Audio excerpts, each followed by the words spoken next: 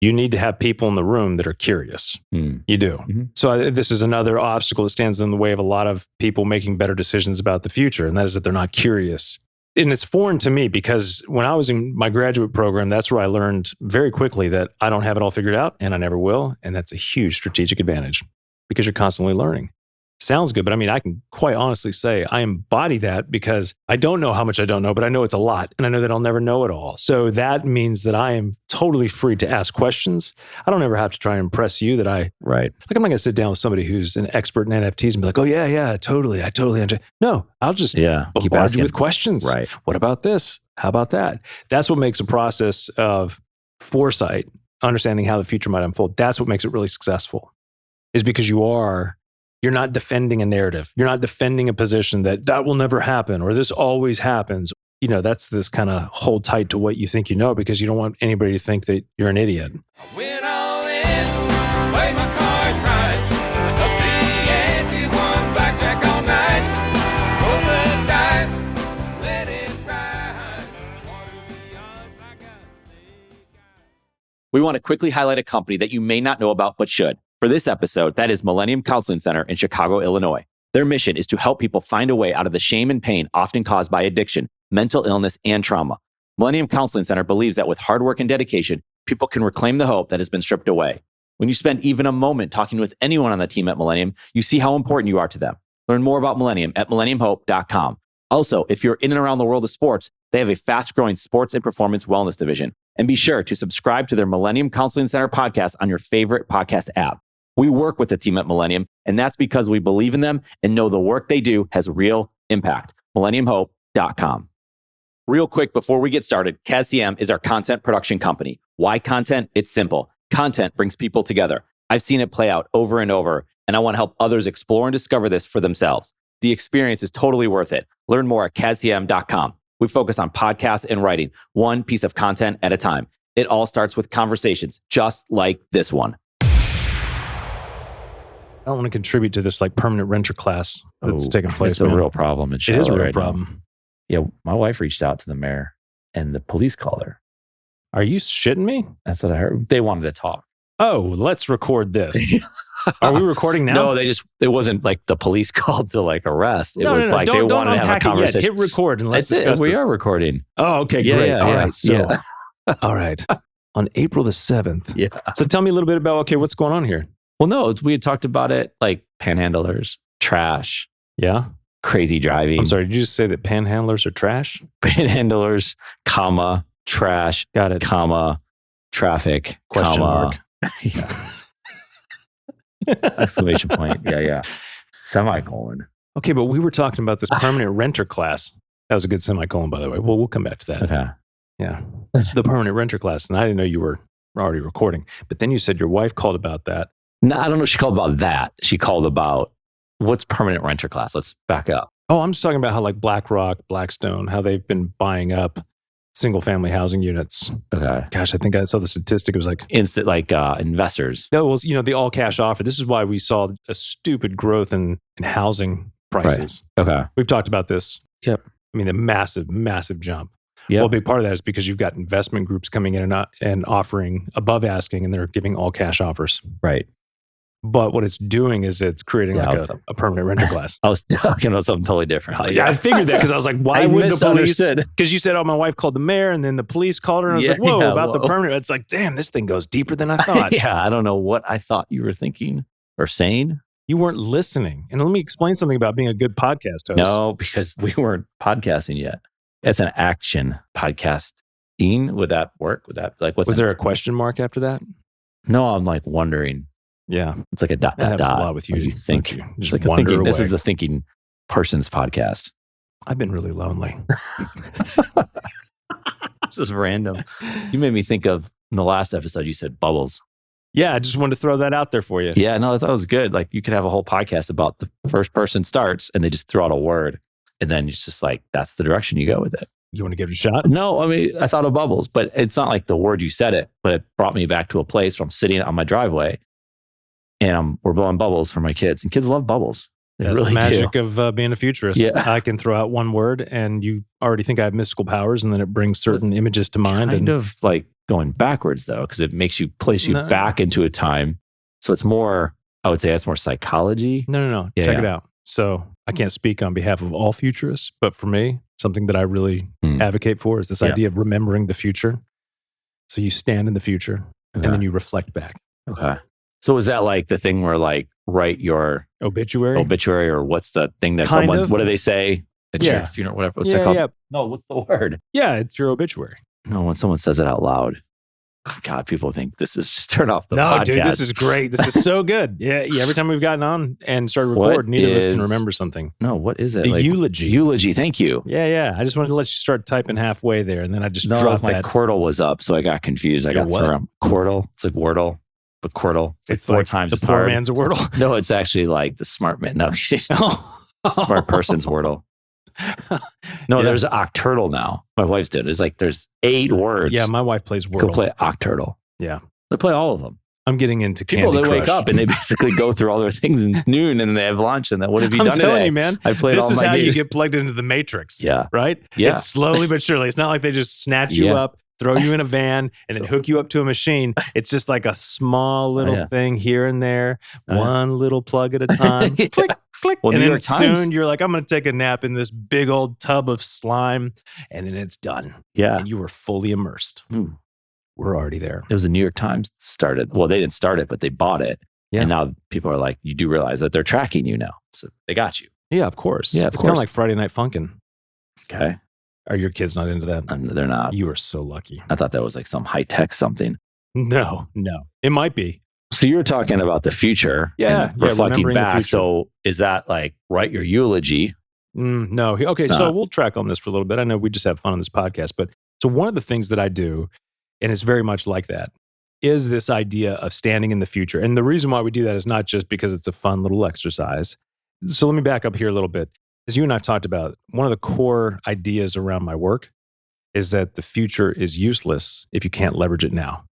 And what I mean by that is that just thinking about the future or projecting where artificial intelligence will go or making predictions, that has very little value in the present day. It's good for entertainment, but if you can't utilize that information to make better decisions now, well, then it's useless. So when I talk about leveraging the future, the idea is that you have to go there first. Now, I know this sounds crazy, right? We make decisions based on our past experience and our present interpretation of what those experiences mean, and then how we make sense of what's going on around us now. And then trying to make plans for the future, which is most plans, everything's future oriented. Essentially, what we're doing is we're drawing from experience of the past and our limited understanding of what it is today. And then we're just throwing it out into this place called the future and hoping that we hit the target. Okay. So the idea of leveraging the future is that you put yourself into a future 10 years out. Doesn't mean you have to know exactly what's going on, depending on how deep you want to get with this. But the real focus of this is that you are removing yourself from all the distractions in the external unknowns. And let me clarify, this is really for individuals. This is like if somebody's trying to better understand who they ultimately want to be 10 years from now, this is what this exercise helps them to do. So I should probably clarify that. This isn't the same as developing multiple possible futures and then looking for opportunities for innovation. What if it's like a business? Yeah, a business can do the same too, right? Yeah. I mean, there's other things that a business would need to take into account. Well, I just talked to someone on a podcast and hasn't released yet. Maybe it'll have just released. So that'd be kind of cool. We can link back to it. Wow, look at that. Look at you, man. All Web Captain 2 technology. And stuff. Yeah. Oh, yeah. That's Web 2. That's not very Yeah, tech anymore. I'm totally focused on Web 3. He's Yeah, in totally. Alternative investments. And when he talked about, I heard him on a podcast before he came on ours, and he talked about 2030, not tomorrow, not 2022, 2023. So he's kind of looking at ahead, knowing that there's these things like this pandemic's going to happen. He not know that's going to happen, but there's going to be these external things that are going to take place that he can't control. Absolutely. He didn't know when he started casting this vision or looking in the future that he knew crypto was there. He didn't know crypto was going to be what it's become. Right. He doesn't know what cultural assets people are going to be fond of and NFTs that people are going to get into. And so how is that going to change it? But he's got this vision to where like I don't know if it's exactly this. Let's just say you want every advisor has the ability to access his platform to buy alternative investments by the year 2030. It's not like that's the aim maybe, but it's more like that's going to be a need out there because that's what I see happening in the year 2030. Yeah. That might change. And he says, well, if I come to you in 2025 and say the newer, because there's outside factors he's not considering. Is that for sure. like along the path of what you're talking about? Okay, so since we kind of stumbled into this here, let me back up just a little bit. Okay. So the whole thing about standing in the future conceptually is an idea, is something that we have to do. If I'm working with a business or I'm working with leaders in an organization, because it's usually about what's this problem we're trying to solve, or what are we concerned about today that we're just unsure of how it's going to play out over the next 5 or 10 years, right? So whether it's a big driver like artificial intelligence or cryptocurrency, climate change, whatever that might be. And then there's a whole process we run through we don't have enough time I guess we could have time to go on this, but I don't want to go through all that stuff. Maybe that's for another show.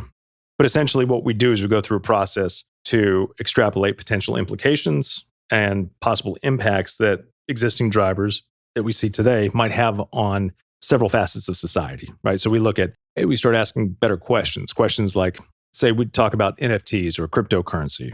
Well, let's just say blockchain in general. Yep. Start looking at how blockchain might impact things that are outside of the industry that it dwells in right now.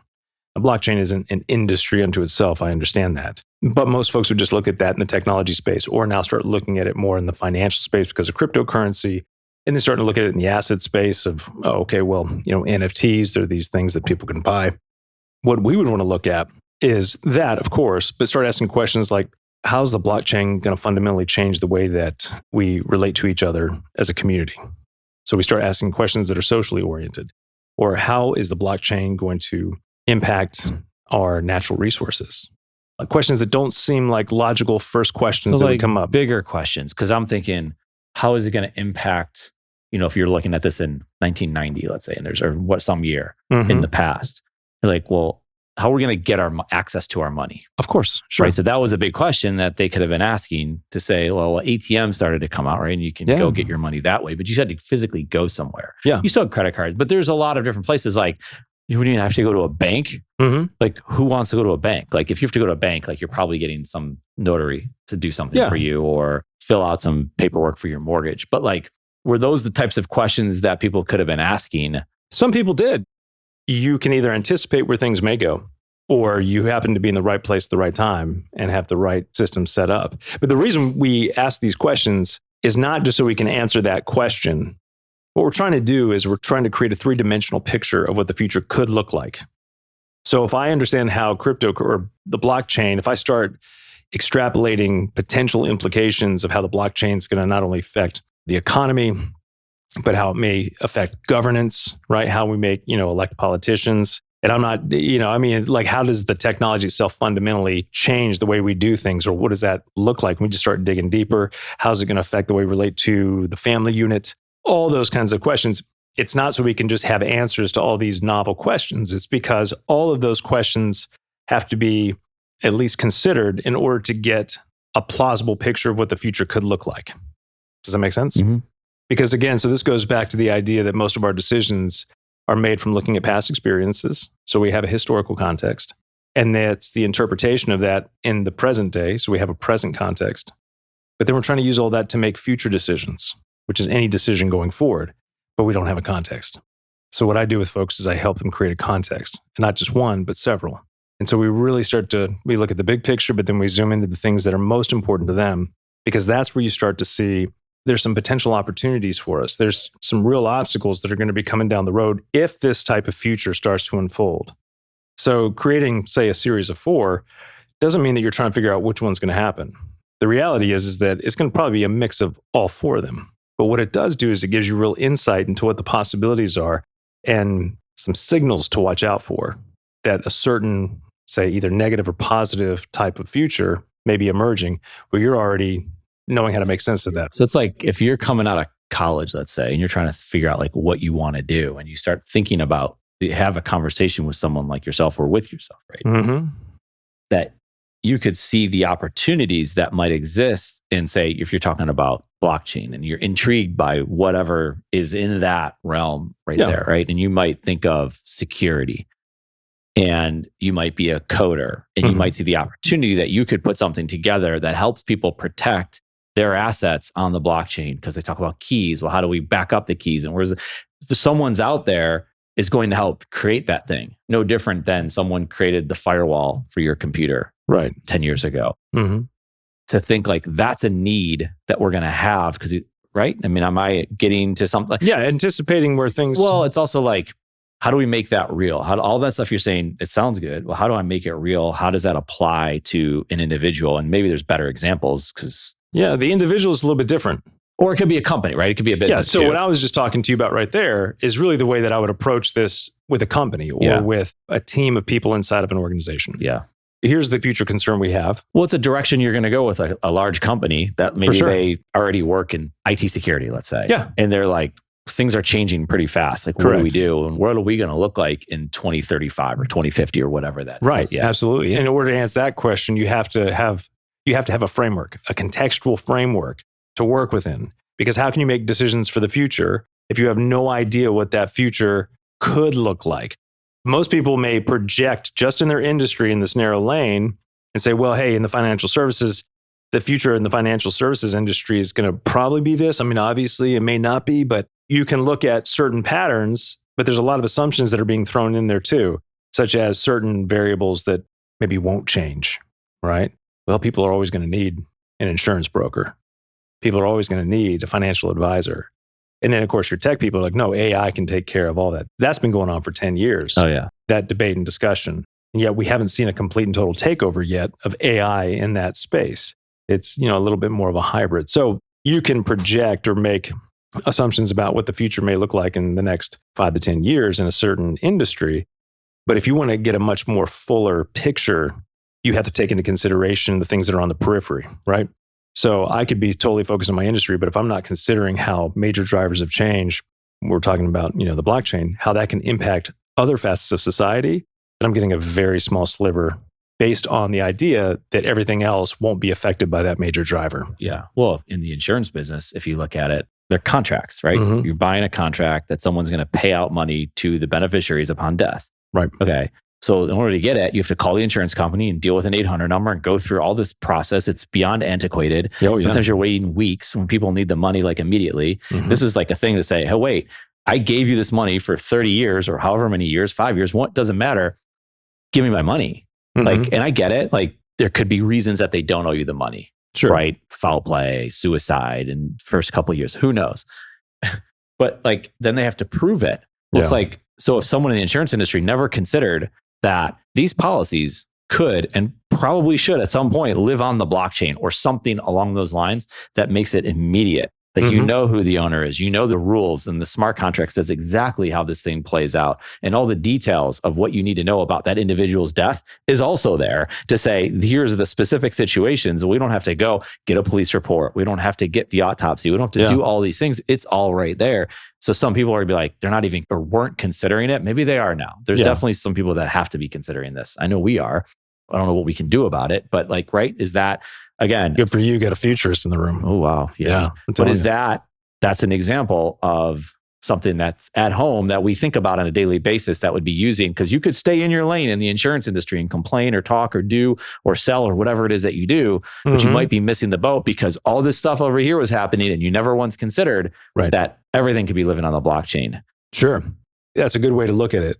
Is that you're taking, if we're looking at blockchain technology, and again, I'm not an expert in blockchain. I get it. We're just using that as an example. Absolutely. Sure. This is where I'd want an expert in blockchain. You could talk about World War III and foreign relations and how that could disrupt it. And all of a sudden there's a nuclear bomb in here that drops and kills all these people. Insurance industry is obviously disrupted at that point. But anyway. Yeah, that's the last thing anybody's thinking about. No, right. But things could happen to say well, maybe there was something brewing and it came over here. But they have to think in the commercial or personal liability world, if a hurricane comes in and not wipes out a city, but really impacts businesses. I mean, anyway, for negative and positive. Yeah, of course. Well, here's another way to think about it too. So there's a whole process we can run through, not on this show, but there's a whole process for developing 3-dimensional pictures of the future. But just in a more basic, simple way of thinking about all this, if you think about blockchain and you're asking the question, well, could everything be on the blockchain? And you're focusing on the impact that this might have on the insurance industry. One of the other things that's really important in this process too, again, if I'm working with people that are in the insurance industry, then it's already assumed they have a really strong understanding of how that insurance industry works. The big question that we always have to ask first, though, is what is it about today's context that makes your product, your service, your role relevant? That's the big question we have to ask, right? So we can talk about, again, these are where like the layers of assumptions go deep. So if we're just looking at the impact that blockchain might have on the insurance industry in 10 years, if we haven't addressed the question about what makes you relevant today, well, then you're going to unwittingly project your value out 10 years alongside of blockchain's potential impact. But you have to get really clear right now to say, why does somebody need to go to me to get this insurance policy? And I dealt with this back when I was in the insurance business. And this was back 2010 when I got out. I was already asking these questions because you saw where things were potentially going. What value do I bring in the grand scheme of things that makes me relevant right now? Because you have to ask yourself that when you're looking out into the future. And the only way you can ask yourself that question, and this again is why we first start with not what are you going to look like in 30 years or in 10 years, but we want to say, what is the future as a whole going to potentially look like? We want to create a three-dimensional picture, because then we can start asking the questions that really matter that answer the bigger question of what would make you relevant. And that is, how do the people that you serve, how are they doing in that three-dimensional picture? Because if you don't answer that question first and you're just focusing on what you're going to do, this is what most people do, you're just running an assumption that nothing about your value is going to change. Lost. Well, because your path starts at a bad spot, right? If you're looking to, because you've created, it sounds like your own narrative is the starting block for this journey you're going on, which is just like, well, and the narrative is that you're essential. Correct. Or whatever that, or maybe you're not essential. Like maybe someone's on the opposite end and they can't get, I don't know, but that story could be, but that story just, whatever reason, that whatever your belief is, that'll never happen, or that will definitely happen. You've already created, yeah. And that's extreme, of course, but there's also, and you've done this before, you're like, oh no, you're just telling yourself that same story. And like, it's good to have that person in the room without doubt that is able not like to constantly call you out, but to like, I don't agree with that, or I have another take on that, or I think you're actually just telling yourself that story. Did you catch yourself doing that? Like, oh, wow, I never saw that. So what you're really talking about is for this to be successful, you need to have people in the room that are curious. You do. Mm-hmm. So this is another obstacle that stands in the way of a lot of people making better decisions about the future. And that is that they're not curious. And it's foreign to me because when I was in my graduate program, that's where I learned very quickly that I don't have it all figured out and I never will. And that's a huge strategic advantage because you're constantly learning. Sounds good, but I mean, I can quite honestly say I embody that because I don't know how much I don't know, but I know it's a lot. And I know that I'll never know it all. So that means that I am totally free to ask questions. I don't ever have to try and impress you that like I'm not going to sit down with somebody who's an expert in NFTs and be like, oh yeah, totally. I totally understand. No, I'll just bombard you with questions. Right. What about this? How about that? That's what makes a process of foresight, understanding how the future might unfold. That's what makes it really successful, is because you're not defending a narrative. You're not defending a position that will never happen or this always happens. That's this kind of hold tight to what you think you know because you don't want anybody to think that you're an idiot. Yeah. I've enjoyed use this how you want to use it, but like having someone like you, there's only one. This is good. Right? Keep going. Slow down a little bit and just that's right. Like be thoughtful with your words. Yeah. No, it's a lot of pressure. Maybe we'll just move on. We'll skip to the next step. No. To have when Shane, business partner, are talking and having a conversation, and we can be in our own bubble, right? Bubbles. There we go. See, full circle. And we could get each other going down the same path. And it's almost like, where are we going with that? Well, you've sat in when we've had you sit in with us before, and you could call it out, be like, you're doing it again. Like, open it up and be curious. Why are you saying this, Eric or Shane or whatever? And it allows the conversation to open up to a different direction as opposed to we're both just going down that yellow brick road together. And I don't know. I think it's useful to have someone. It's hard to find those people because you have to trust them. I am you a rarity. But it could be the people in your company. But there's a lot of times there's the yes people in your company. Yeah. And we've seen that, like employees or people that you work with very closely, like, oh, everything's a great idea. It can't all be a great idea, right? Right. So it's good to have that. I'll use the word consultative, because that goes in a lot of different directions. Like, and you even deal with it. Futurist. What's a futurist? Yeah. That seems hokey. Right? A lot of it is, yeah. I'm a consultant. Okay. Okay. I'm a business coach. Like, these are things that, and I'm not lumping all you in together. But No, to that's go to fine. your thing, like you've heard it, like it's no different. Like the beginning is like, I'm selling life insurance, right? Like how we do it doesn't matter. Like Yeah. doing third-party distribution, working with these, nobody cares. What are you in? You're in life insurance. Okay. I can now put you along the same lines as a used car dealer. Congratulations. Right. And I get that. Yeah. So every industry is going to have that story that's going to, I've dealt with someone like, I've heard of futurists before. That's, I don't know. So that kind of moves us into the waters of branding. Here's what I mean. Not every life insurance broker is the same. They're not a commodity. Right. But the first impression, when we want to categorize something, the next reaction is usually we're trying to commodify it. And this goes into a lot of the work you do with content. And the reason why it's important to put that out there, I talk about this a lot too. And I've had to do this continuously from my own business is, what is a futurist? Well, I don't get paid on explaining what a futurist is to you, right? People come to me not because, we looked at 10 futurists and you had the best price.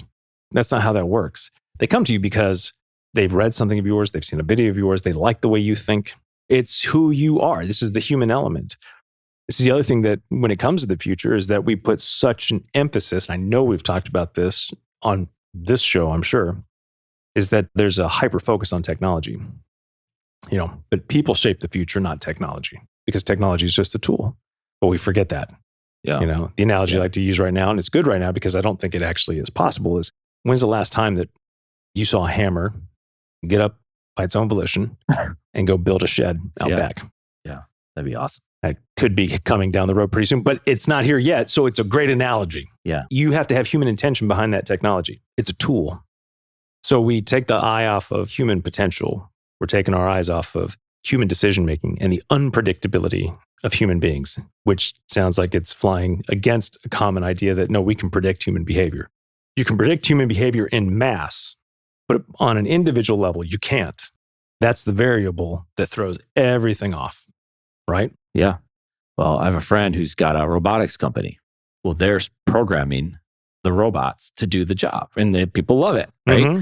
But they're always there. And the robot needs a human to get it to that next step still. So what do you think about the metaverse? Because we really were talking about this. But I want to go back. No, because I think it was good.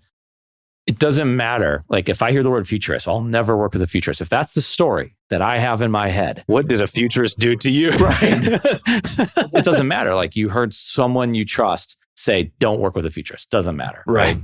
It's like the same thing as don't buy a house. You should never buy a house. Totally. Okay. Well, then if I run across a real estate agent, chances are we're not going to work together because I'm not willing to change my mind on that. She's peddling a threat. And that's fine though, if someone says that because it's not for that person. Right. I didn't think about like, okay, what's your answer to that? But I get it because it's the same thing. We always talk like, well, it's not for everybody. Right. Like we've had these conversations like, okay, well, if you don't want like the basic, going back to the insurance thing, which is it's the boring business, but like it matters. It's if you don't want life insurance, then don't buy life insurance. For sure. What are we kind of here to convince you? If like we're helping people produce podcasts, if I talk to someone like, why would you do that? That's stupid. I would never do that. Then don't do it. Yeah. It's totally cool. Like, or they are trying to do it and they don't like the way this podcast sounds, which it sounds incredible, by the way. It does sound incredible. It's really good. And the closer you get to the microphone, it sounds even better. Oh, wow. Yeah. So if you don't like the way, then don't hire those people. Don't work with those people. So it's no difference than if you're really twisted about the word futurist, then chances are don't work with Jared or anyone like Jared. Yeah. So playing on the same thing, and this is where technology, I'd say if I could really synthesize everything down, why I do not, when I look at possibilities of technology's impact on our future, most people go to this dystopian, set in stone type of future, or they go to an over optimistic, utopian type of future. Both of these are wrong. And I know that sounds like I'm contradicting my own philosophy. Sorry, you're ruining it for everybody. Well, no, but they're wrong in so much as those are very, very distinct, clean cut, no matter what the outcome is. Yeah. They're put in a box, each one of them. They are. Yeah. But what we see is technology leading humanity and us really taking a back seat to it in every one of those future possibilities. The dystopian one is where it's either gotten so smart that it's taken over humanity, right? The utopian one is where it's just so smart that it's helping us become more human than we could have ever imagined, right? These are the ideas that are there. And these are great for entertainment. But I tell you what, if you really think about a lot of the concerns around technology replacing human beings, synthesizing that down to one word for me is where the dividing line and everything gets really clear, where things divide, and that is trust. Do you trust technology? Do you trust your phone? Is this a question? I'm asking you a question. You paused. I didn't know if you paused. It was a very good impact. dramatic pause. Yeah. Do I trust my phone? Do you trust your phone? Yeah, I do. You do? Yeah, I'm fine. Do I think that there's things going on behind it? Absolutely. Yeah, I think that camera is probably always on in some respects. Yeah, if you leave You're a certain very apps interesting open. guy. A lot of people want to know what's going on with you. No, but I think, certain apps they're always listening. They're always watching, whatever. Like, we use it every day. Do I put my credit card information in it? Yeah. So could I say I don't trust it? If I didn't trust it, then I shouldn't be doing any of those things. Right. No, I'm not saying like, do you trust your phone? And if you don't, you should get rid of it. What I'm saying is that do you trust your phone more than you trust me? Moment of truth. No. Yeah, and I can give you specifics like that I trust your phone to do something. That's maybe different. Like, do you trust your calculator to calculate a math problem faster than me? It's very easy 100%. to trust one person as opposed to all the whatever, people, robots, things, computers behind the scenes inside that device. There's nothing to trust in the phone. Nothing. And what I mean by that is that trust is very much, it's a human contract. I may trust the transactional nature that this phone is going to do what it's supposed to do. But even then, it's going to fail on me for sure because technology is the one thing that overpromises and underdelivers. You sound stupid now. Is that what that was? No, dude. I was kind of fleshing out the question too because it is. It's when we really think about what is trust. Trust is what has allowed human beings to evolve the way that we have, out of caves into a podcast studio, right? Yeah. Trust, because trust between me and you means that we are working together, and we are working together, and we're moving forward. Right? We have an agreement. We have a trust. Okay, great. I've looked him in the eye. I've shaken his hand. I tell it he doesn't have a knife up his sleeve, which is the whole reason why people started shaking hands before. Did you know that? I did not know that. Yeah, the history of this. And I'm probably going to botch it. So that's fine. If some nerd out there who's like, no, I know the actual history That'd be where cool. this came from, I'd like to would read love about it. that. Yeah. And I'd be like, great, we got a listener. Yeah. You know, that's what would excite me. Yeah. But that was the thing is most people are right-handed, unlike me. 10% of the population has been left-handed like myself. Yeah. But for the right hand, that's why you shake with the right hand. And it was a clasping of like forearms, not just your hands, the forearms, because what you're doing is you're showing like, I'm unarmed. There's no weapon that I'm carrying. I'm unarmed. So it was a sign of like, this is safe. We're coming to an agreement. Yeah. See, that's trust. When you'd make a pact, that's trust. Yeah. That's trust. You can't have that with technology. Technology does not have the value system, nor will it ever. Well, I can't say will it ever, because again, I'm contradicting myself, right? But I don't see how technology as a non-human thing can embody trust between two human beings. Can it be the transactional bridge? Sure. I trust that you will email me that document later today, but that's not what I'm talking about. Right. So, just looking down at the human level here, right? We don't have trust with technology. Human beings, we require that to evolve. We require that between each other. Oh. We just got deep. That was deep. We could just sit on that forever. We could sit on it, sit with it. But following that same line there too, when you think about how technology is used to create distrust, think about the last several years. And not just the past 2 years, I'm talking about the last decade. Think about where we are now. Yeah. Polarization. Technology is the mechanism that divides. Doesn't mean technology is bad, but it's a tool. Again, it's a hammer that needs human intention. And if human intention is to create division, well, you can use technology to do that. 100%. Yeah. So technology can be a weapon that removes trust, but it is not something that can embody trust or that you can trust the same way I can trust you. I can't look it in the face. The trust episode. You like that? Trust. That's good. So you distrust or trust your government or entity, or not saying we do or don't. I'm just, because people would say that. I don't trust this. I don't trust that. Well, what is the government? Yeah. It's a bunch of people. Or humans. You can identify the president, or you can identify some individual there, but you've never met that person. Correct. Maybe you have. I don't know. Yeah. Can you get into that? Yeah. Again, you're asking the same question, but it's about humans trusting other humans. Yeah. So if somebody says, well, I don't trust the government, what they're saying is, I don't trust the people running the government because the government's not a thing. It's not a person. Yeah. It's a system. Yeah. An athlete. Okay. So like we brought this up in the past. I think since we've last spoken, your football team, the Cleveland Browns, went out and gave a guaranteed contract to Deshaun Watson. Like, wow. Yeah. Baker Mayfield's still there. Maybe he'll leave. I hope he comes to Carolina. Oh, interesting.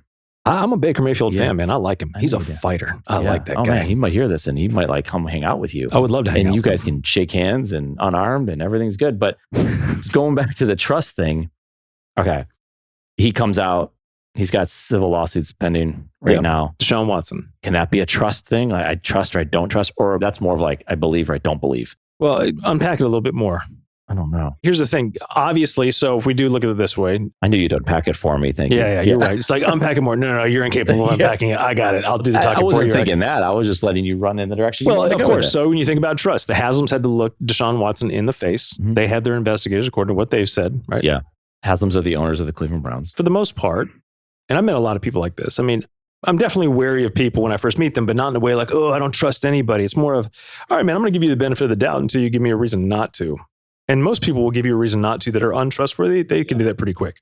Yeah, so in this situation, that's a human-to-human thing. I know that the Haslams, that they're using big data.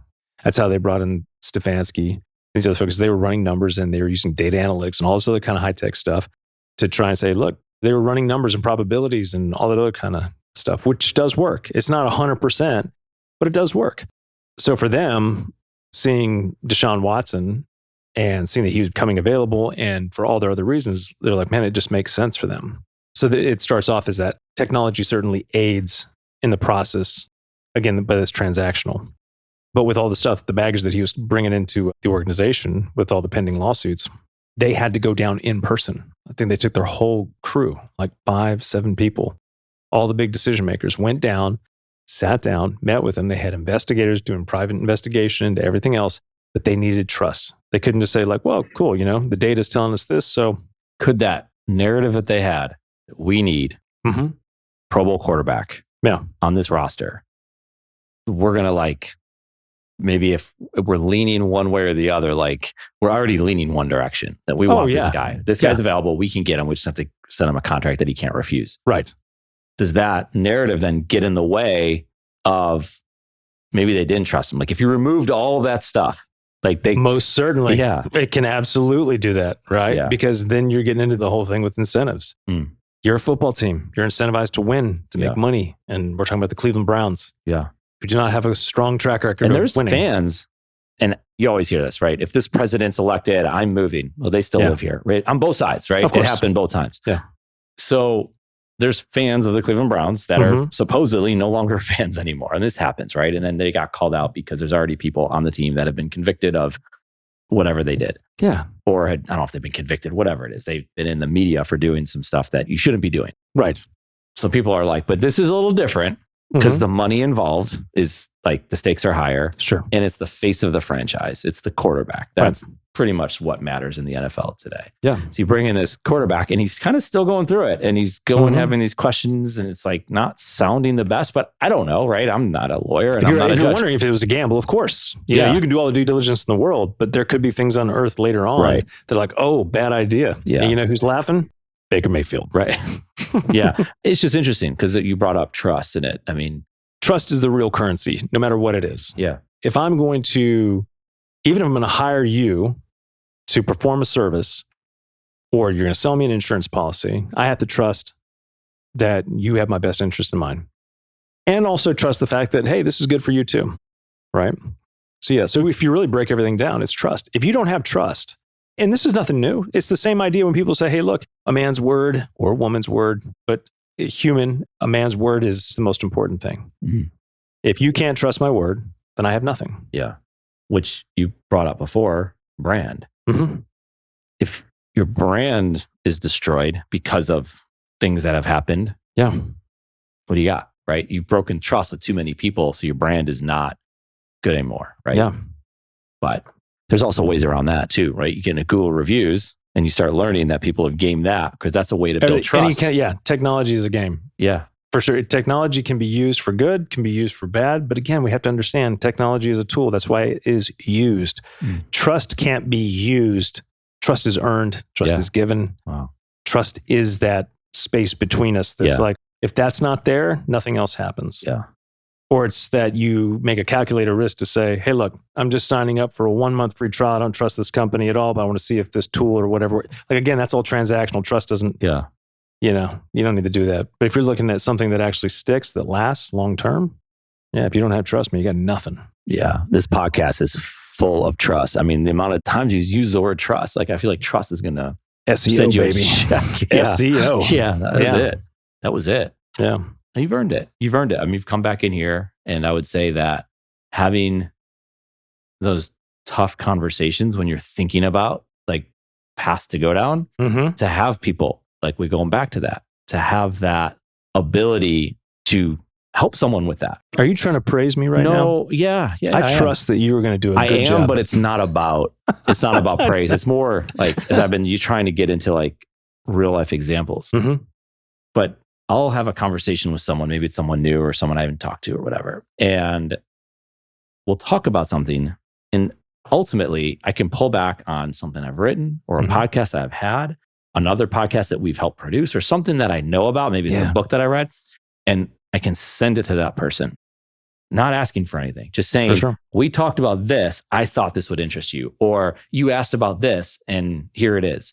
And I think it could be like your own thing that you created and it's relevant years later. I just did this yesterday. Yeah. Because all the things that this woman was talking about related to these 4 things. Some were articles, some were podcasts, and she wanted them. And I gave it to her. Yeah. And she can never call me back again. It doesn't matter. It's not the point. But you had said that earlier. It's like you might have a conversation with someone and now you can share something that you've already created. You don't have to go recreate it. Yeah. Maybe eventually there's a robot out there that can be like, okay, now go send this email to this person. There it is. Yeah. But that's not for this episode. It's not. But yeah. But again, human intention, right? So you take your human intention. Do you want to get that? I don't. Sorry. That's a spam call. I know. So there's a robot behind there. Spamming me. Exactly. And normally I'm on Do Not Disturb at this hour, but I'm very sorry. I apologize. Continue. That's right. So you cannot trust your phone to do what it is told. It's true. You just have to put this on Do Not Disturb. Yeah. Yeah. It still takes human intention to send something, right? Even if you're programming a robot to send something, you have to do that. But if somebody that you've had a connection with, a conversation with, and you know that they would value it, I mean, that's pretty elementary. It's like, look, cool, I do this, send this over to you. Those are the kinds of things that make a real impression, right? Technology is designed specifically for the short-term attention span. So the game is, how can we capture your attention in 1.25 seconds and hold it? But human beings don't connect that fast. Our attention can be drawn in one way or another that fast. Yeah.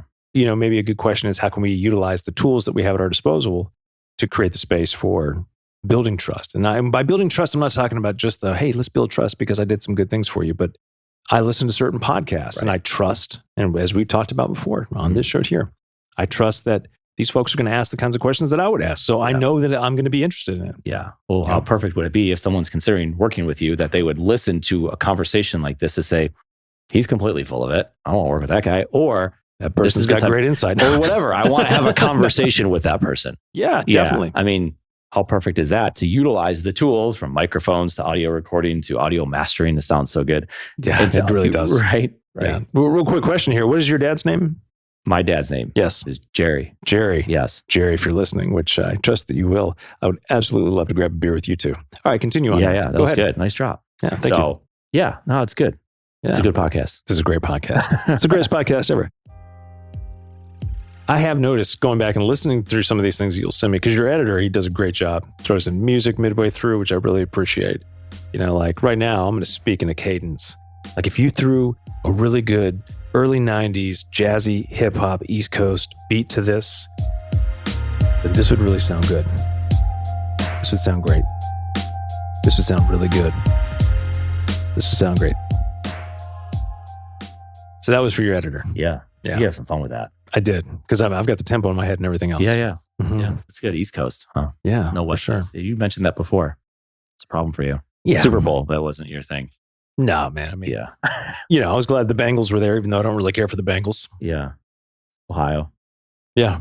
Good state. It is a good state. People. Ohio's a great state. Yeah. It is. That's where my kin come from. Yeah. Although now it looks like Charlotte is becoming a Nichols hub. So my mom and dad live here. My sister lives here. And then my cousin, who is retiring after 30 years in the FBI, he and his wife are moving here. From Ohio. No, they're coming from Seattle. Okay. He was out there. Seattle's crazy, I heard, right now. Yeah, man. Do you like Seattle? Seattle's a cool city. I mean, not all the craziness. Yeah. I mean, wait, you want to talk about like with Chaz and all these crazy anarchist communities that have popped up since COVID and Oh, wow. everything else. Yeah, it's just ridiculous, man. Yeah. Seattle, though, as a city is gorgeous. I mean, Washington State is beautiful. Yeah. The music that meant the most to me in 7th, 8th grade on up and then getting into playing guitar came out of Seattle. Mm. Yeah. I may have told you this. I was in Seattle maybe 3 years ago, 3.5 years ago for a meeting. And I hadn't been to Seattle since I was a kid because our first Army station when I was little was at Fort Lewis, now called Joint Base Lewis McChord, but it was Fort Lewis at the time. And there was this little market. It's in Seattle. If anybody's been to Seattle, it's famous. It's the something street market. It's a fish market. Oh, yeah. You know what I'm talking about? Yeah, I do. Yeah, so we went there. Yeah. And I still have the stuffed animal I've given to my kids that my mom and dad bought me from that place. Like, so there was a lot of, but that was a different time, a different city, you know, right? Yeah. As you know, lots of serial killers coming out of there at that time. So going back there now, 3 years ago, one, it was cool because I hadn't been there since I was a kid. Number two, the music that came out of Seattle, still to this day, I think is some of the best that's ever been created. It just had such a sense of place in that music. Mm-hmm. A lot of it's sad, you know, because of the heroin and everything else. But man, what an amazing cultural, I don't know, just this, it's an asset. It's interesting how it comes from a place. It's like you go back to Detroit, right? Yeah. At a certain time, and you go to these certain cities where like the music came from it, right? And it's like it all came from there. Mm-hmm. And it's not like, I mean, I guess Detroit was a big city and Seattle's a big city, but there's something that happened there. It's like, like a cultural change, and everyone got it's like, oh, we're all in. This is, I guess, because you're surrounded by it. It's like Silicon Valley, no different than everyone goes to Austin, Texas, and it's like the vibe is just there, and you just want to be a part of that. And that's no, absolutely. Well, when I went there about 3 years ago, I was walking around the city because at any city I go to visit, I love to, if I'm staying downtown, I just want to go walk the city. Yeah. So I go walking, and I'm listening, of course, to Soundgarden, listening to a bunch of other stuff that I used to listen to all the time, Alice in Chains. And I couldn't listen to it for very long because as I'm walking around the city of Seattle, I'm realizing this music doesn't match what Seattle's become. Seattle's become it's not this depressed working class place. It's, you know, the home of Amazon. It's become a tech hub. It's cleaner. It's newer. It's all this other stuff. I think this is a gorgeous city. This music doesn't match the city as it is today. So it's a moment in time that represented a group of people in that place, just like you're talking about with Detroit. And now I'm remembering we talked about this about Charlotte, probably in our first podcast, because we were talking about Charlotte becoming the next Austin, or what is this place here? And Charlotte's trying to figure out what it's going to be. It doesn't really have as far as I know, it doesn't have one of those major cultural movements that secure it in the annals of time of like, oh yeah, Charlotte, right? Yeah. Like New York, you know, New York has multiple iterations of that. Detroit, obviously, Motown, right? For music, and then the auto industry. Seattle, serial killers. I know. No, grunge music, you know, that whole scene. So what does Charlotte have? Yeah. And I can't think of anything. Bojangles, sorry. Yeah. Yeah. I mean, no, I don't know. I mean, right. But I look at that and I say, that means that there's opportunity. Yeah. Yeah. Oh, yeah. Oh, it's crazy. Yeah. It's crazy. We were just, I don't know what it was this weekend. SouthEnd, they have, I don't know. I'll link to it. This just started and they're like 5 times in a row. They're going to different parts of town and they go outside and you go down there and it's fun. And it's like, but you go there and you're like, okay, this is nuts. It's like every time you see it and you turn around, there's more people. Yeah. So it's not a bad thing, like you're saying. It can be frustrating at times, the traffic and parking and waiting in lines, but it like also opens up for, like you just said, opportunity. Yeah. Some people are thinking about the future in their vision and like, you want to pick the city to be in.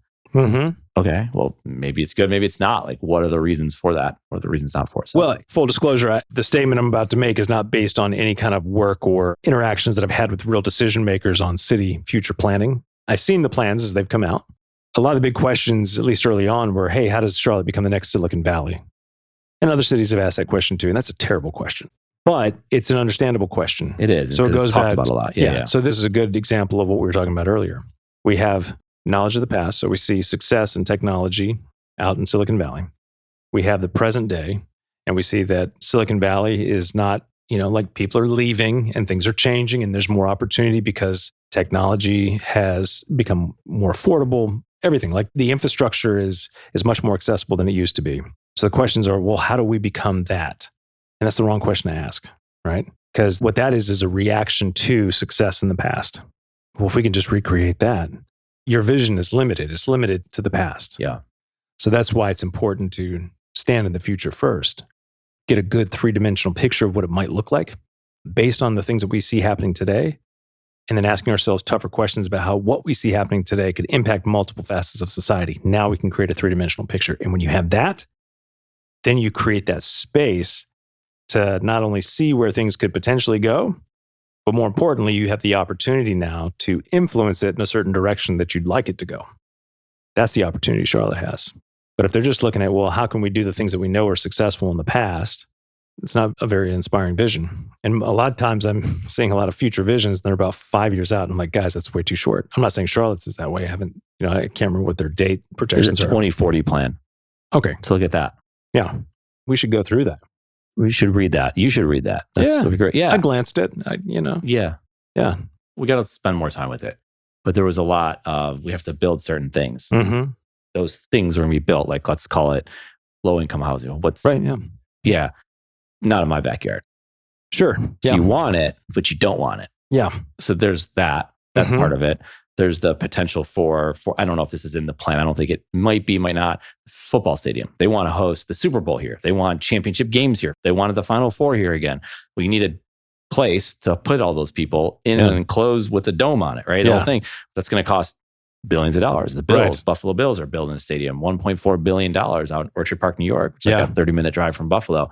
And the $850 million. Let's be clear. The Bills are not building that stadium. The taxpayers are. The taxpayers are. The New York State taxpayers, which someone in like Poughkeepsie could care less about the Bills for the most part. Maybe there's someone there. Yeah. Shout out to that person. But but $850 million is coming from the government. Now they say they're going to pay it back, and there's all these things. Well, it's all the economic incentives. Like, look how it's going to grow. But I get all that. That's how the system works. But will it actually play itself out? Who knows? But that's in Charlotte. They want that. He's like, we're going to build a stadium. Tepper said that. Yeah. He's like, but I'm not building it alone. I'm not. Of course not. Yeah. Nobody builds it alone. Yeah. Yeah. Every football franchise is like. So those are some of the topics, and there's more. Like I just read that Phillips Place, which is like on Fairview Road, which is the main street in South Park in the city of Charlotte. And it's a nice little niche place. You go shopping, get some eating done. There's a Restoration Hardware there. They have a movie theater there. They want to turn that movie theater into an office tower. It's like, because we want to be like Ballantyne. You're like, why would you want to be like Ballantyne? Like Ballantyne's Ballantyne. Right. Don't compete with that. I get it. Yeah. They want more upgraded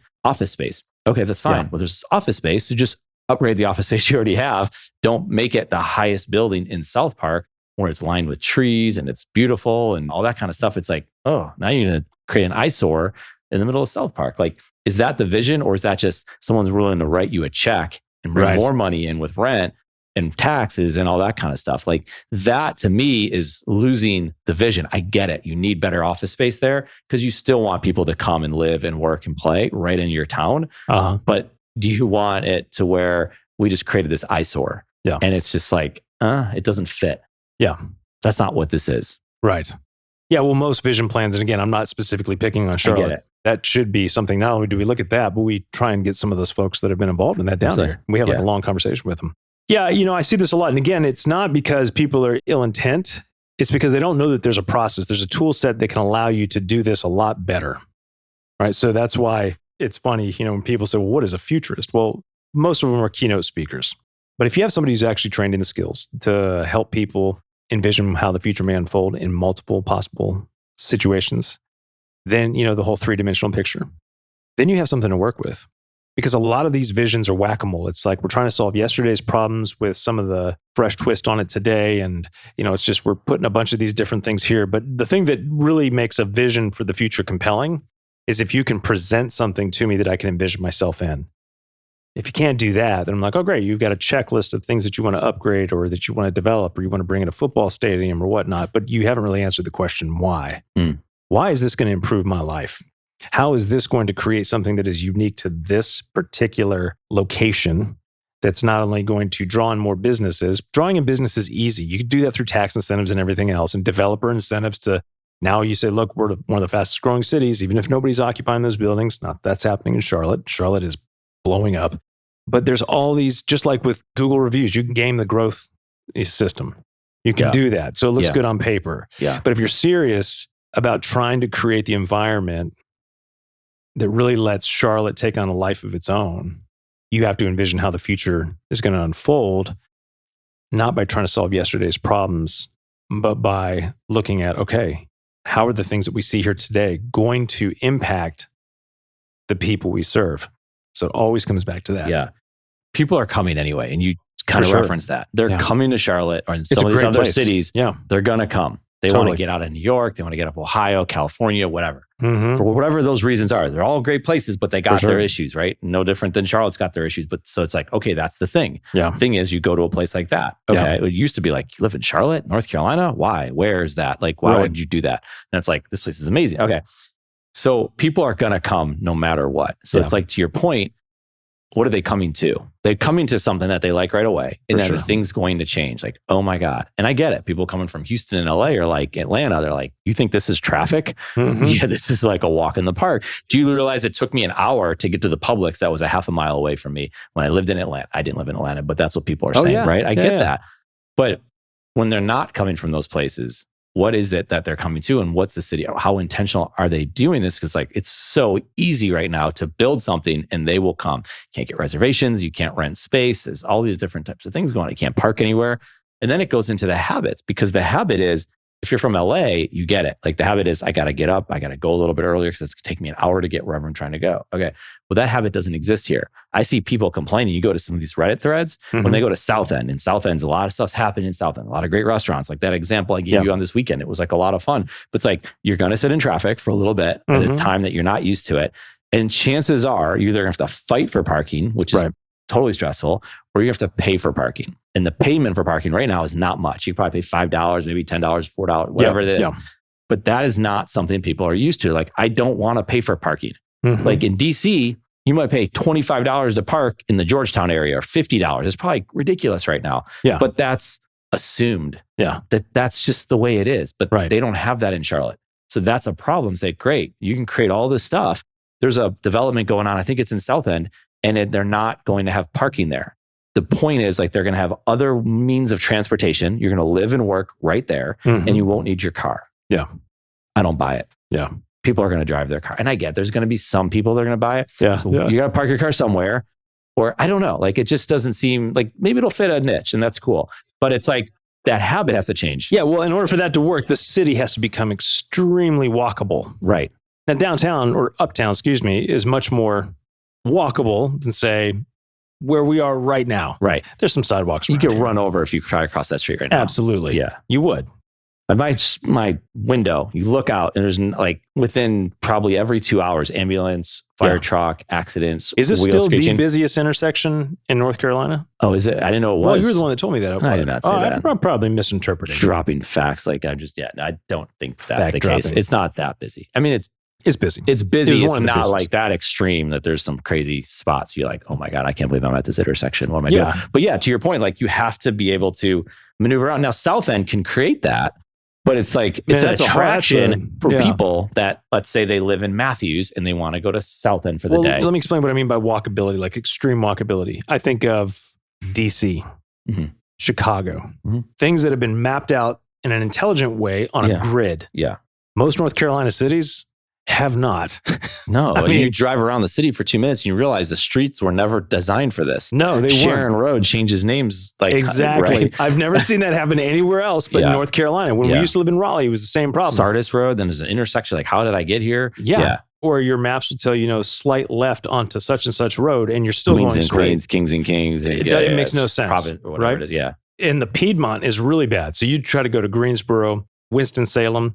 If you're in Atlanta or you're in DC or anywhere else, and you get off of an exit and you exit right, you know that if you get off that exit and then travel around, eventually all you got to do is keep turning left. And you're going to get back on the city. You know the numbers. And a couple it's of pretty basic. Hey, I exited right. If I want to get back towards the interstate, I got to keep going left. Right. Not in the Piedmont. Yeah.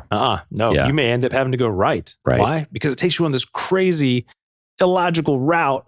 Right. And then you have to, it's insanity. So that's a problem. Walkability requires logic, right? Yeah.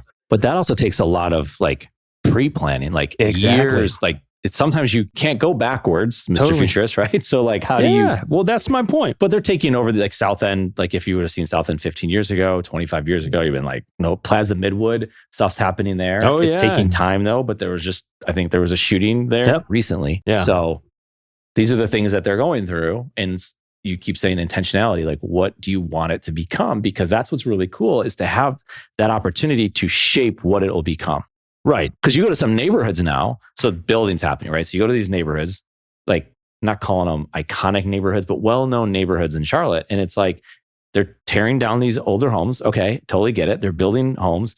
And it's like any developer can come in and build a home. And one home looks like it's from New Mexico. The next home's from California. The next home's from Charlotte. One's from Charleston. I mean, it's like, it's a hodgepodge. It's like downtown Matthews. So you totally ruin the vibe. Yeah. In downtown Matthews, you have some of these old homes. It's like, whoa, some of those look like they should be condemned. Yeah. And then right next to that, you've got these homes. There's a lot of them that have been built in Noda. They're nice. I mean, I like it. It's just a much newer, cleaner. It looks like it's from the mountains. Yeah. Right. It's got that Asheville kind of feel to it. Yeah. And there's several of those, but only like one street has maybe 7 on them. It looks at a place. Exactly. A lot of neighborhoods, like, okay, this fits that neighborhood. Mm-hmm. Now you go to a place, it's like, this is like 17 neighborhoods rolled into one. And I don't know what's going to happen. Noda's a great example of that. Yeah. It is. I mean, Noda's a great place. Yeah. But it's a good example of just a mix of old homes, newer styles. Some cities, like, you can't do that. Right. You can't build, everything's got to be brick. Everything's got to be this height, right? Zoning. Right. Yeah. Right. Why did they let that happen in some of these other areas? I'm just curious. Like maybe they didn't have any control over that. Like I guess in a neighborhood, that would be the HOA would say, if anytime you want to build a home, we can say no to it because we don't like the design. But they're obviously not saying that. Yeah. Yeah. We're wading into territory we're not as familiar with. We're good That's observers. Fine. We can still talk about it. Of course, man. I'm just throwing that out there. Say, look, I'm not an expert. This is not on this. an expert of, Yeah, but it's just great. You're an expert of the future, but anyway. Well, thank you, but I'm not. Because like I said before. I know you didn't. Yeah. So, this is good. This is really good. Yeah. Yeah. I'm walking away feeling way more valuable today. So thank you. Yeah. Feel appreciated. Oh, yeah. Big time. Yeah. Definitely. It's good. Yeah. What I'm really hoping is that your editor just takes a few clips of you praising me, puts a really good beat to it, and then just runs a loop of that, at some point during the show. And then you put it on TikTok. No. I just listen to it in the house. You could actually create as an NFT, put a smart contract. So anyone who owns that thing of you being complimented and praised and all that, that's what they get access to. So they buy the NFT of that, they own it, so they can watch and do whatever they want with it, but they get the right to spend an hour with you every month. I don't know, something like that. No, seriously. You know what? We got to go ahead and develop that, right? Yeah. I mean, with no intention that it's going to be. Oh, no. But you never know, man. No, Somebody might think, you know what? Man. Those guys, Eric and Jared. What if you blow? What if, like, you never know? Oh, no, I'm going to blow up. Yeah, big time. Yeah. I mean, look at this You beard. and Charlotte. Yeah, me and Charlotte. Me in the city of Charlotte. Yeah. That's the name of this podcast now. Yeah. It's like just me and Charlotte. Should be Charlotte. There's so many people here. We just passed Orlando at something. You're really keeping up with like with the growth game. I like talking about the cities. Yeah. Yeah, it's interesting. Well, now that you're in Uptown. Metropolitan, I'm not in Uptown, but like the Metro, Charlotte, Gastonia, Concord is just past Orlando. Yeah. And who's next? Man, I don't know. Orlando's crazy too. I was just there and they're building. I don't care. And neither do the people listening to the show. Oh, Disney World's in some hot water, aren't they? We're done. Human trafficking? What? Oh, you want to go down that road? I don't. Human trafficking in Orlando? Oh, yeah. There was like 7 people. Man, all right, let's look this up. Disney employees just got, let's see here. I'm going to do this for all the people listening. Most play music while you're looking. Yeah, definitely. Like some good elevator music with a sweet beat. I'm just typing in Disney human trafficking. Boom. It's already suggestion. Wow. Disney employees and former judge among 108 arrested in human trafficking. March 17th, 2020 from CBS News. 4 Disney employees arrested in Florida human trafficking and child predator sting. Wow. Oh boy, buddy. Now, again, you'd have to dig into that headline because what does they might that be mean? thinking it's like, oh, is Disney a human trafficking ring? And now all of a sudden Right. you got a QAnon conspiracy like Pizzagate. Really, what could just be is you had some pedophiles, some sickos working at Disney. They just happen to be employed there, but they're involved in a trafficking ring offsite. Right? But that's why you have to dig in deeper. Yeah. Otherwise, rumors start flying. Yeah. Nobody goes to Disney. Yeah. All because of this podcast. All because of this podcast. Yeah, and then the No, Disney all because lawyers of are CBS after News. you. Yeah, Definitely. Okay, yeah. Yeah, I said it's CBS News. Come and get me. They will. Come and get me, CBS. Yeah. Yeah, man. That's Yeah. good. Yeah. So is that it? We're done? That's it. All right. It's good to see you, man. We should keep on doing this. Okay, we will. All right. All right, man. That sounds good. CASDM is our content production company. Why content? It's simple. Content brings people together. I've seen it play out over and over, and I want to help others explore and discover this for themselves. The experience is totally worth it. Learn more at CASDM.com. We focus on podcasts and writing, one piece of content at a time. It all starts with conversations, just like this one.